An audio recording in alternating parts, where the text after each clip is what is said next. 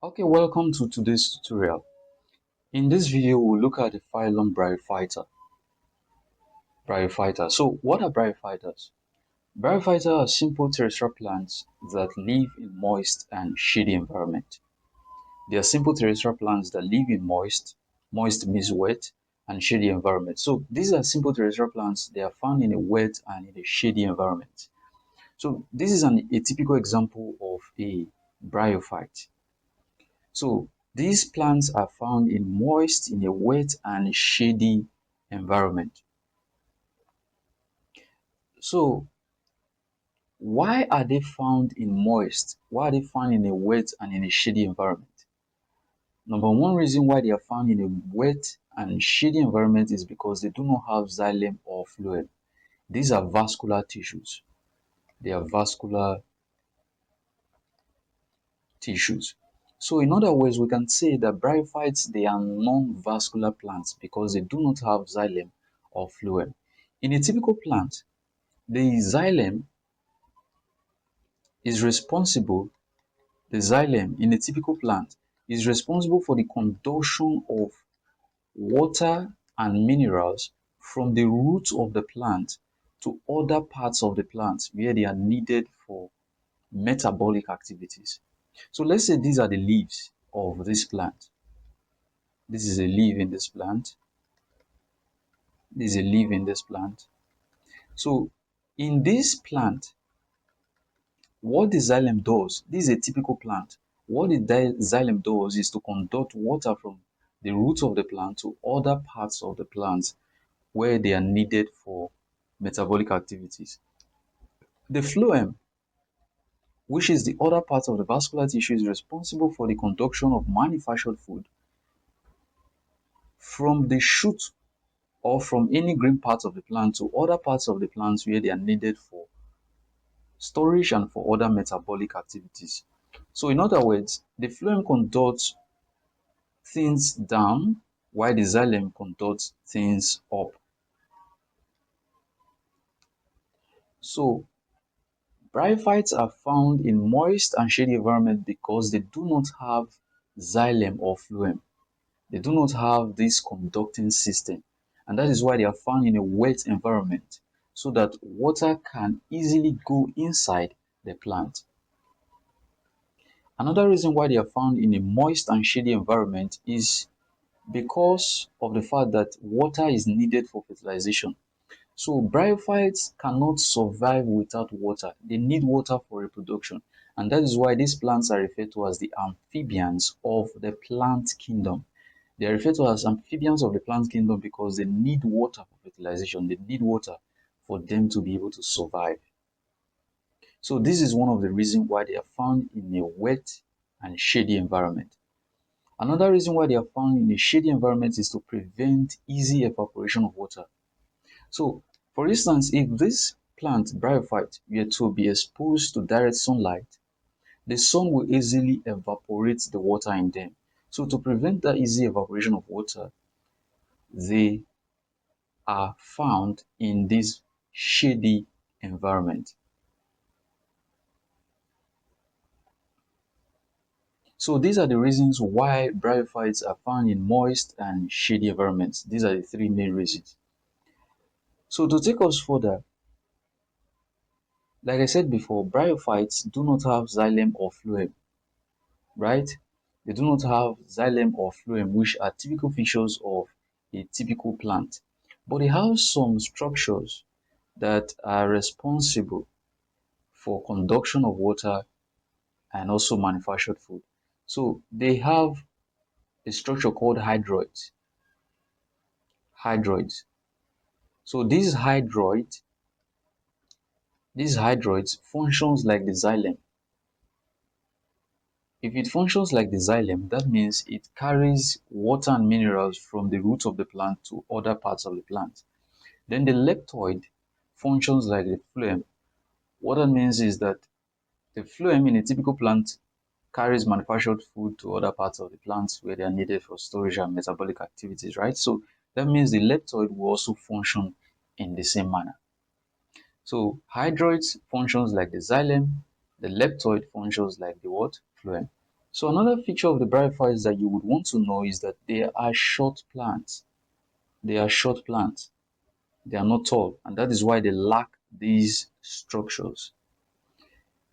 Another important feature of the bryophytes is that they exhibit alternation of generation, and this is a heteromorphic change in their life cycle. It's a heteromorphic change in their life cycle. So usually in their life cycle, there are two generations that are involved. We have the gametophyte generation and the sporophyte generation. So the gametophyte generation, what does that tell you? They are responsible for the production of gametes. Very important. And the sporophyte generation are responsible for the production of spores. They're responsible for the production of spores. So the gametophyte generation produces gametes, sporophyte generation produces spores. So these are the two main alternation of generations that are exhibited by bryophytes. Another important thing that you should know about the gametophyte generation is that the gametes are usually haploid. They are haploid. What that means is that they contain half number of what? Chromosomes. In sporophyte generation, the chromosomes are what? Diploid. What that means is that they contain full amount of chromosomes. We'll look into this when we look at their life cycle. So, to take us further, let's look at the number feature of the bryophyte. So bryophytes can absorb moisture. They can absorb moisture and also they can retain water. So they can absorb moisture and retain it and keep it. They can absorb moisture and retain it.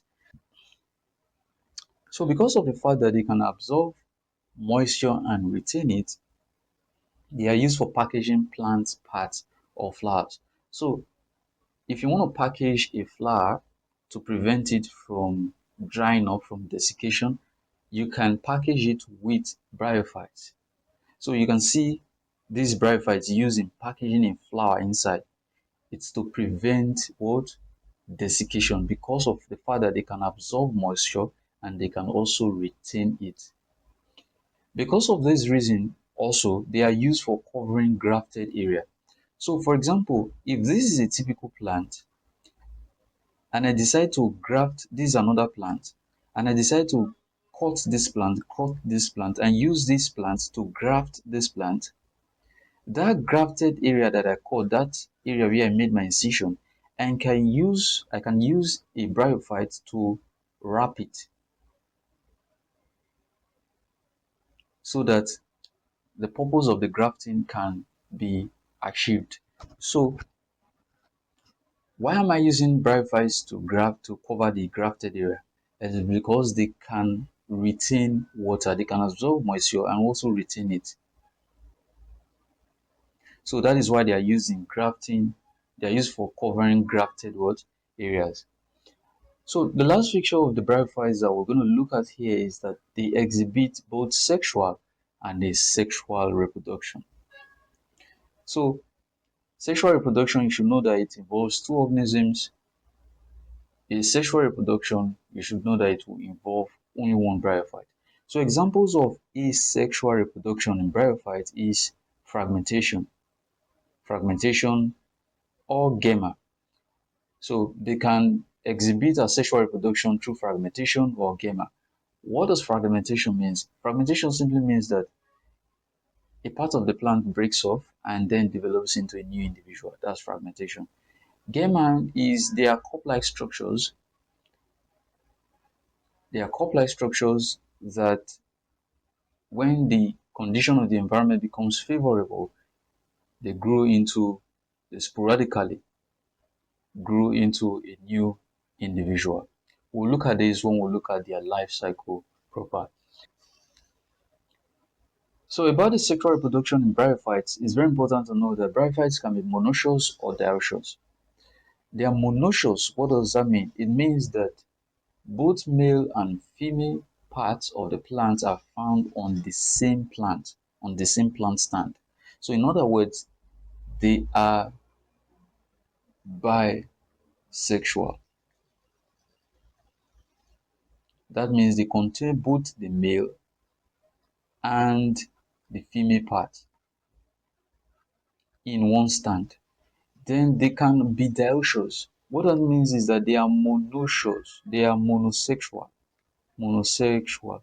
What that means is that only one male is found on a stand, there is no female. And on another stand, there is only one female, no male. So when a male is present on a stand alone, it is referred to as a dioecious plant. In other words, they are monosexual. So male alone only or female only. So, but when they contain both male and female, we call that a bisexual plant or a monoecious bryophyte. So, having known all these about the features of the bryophyte, let's look at the classification of bryophyte, of the phylum Bryophyta. So, the phylum Bryophyta is classified into three main divisions. We have division Hepaticophyta, Antoceratophyta, and Bryophytes, which I also refer to as most. So these are the three main divisions of the phylum Bryophyta.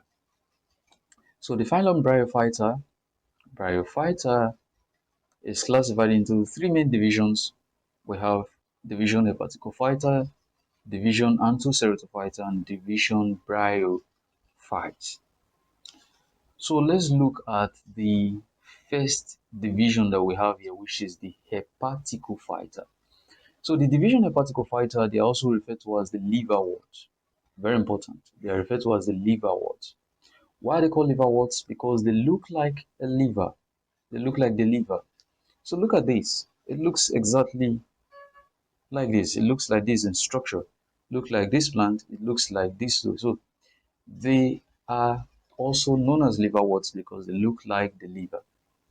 They have the shape of the liver. So one of the features of the Hepaticophyta is that the gametophyte plant is leaf-like in shape.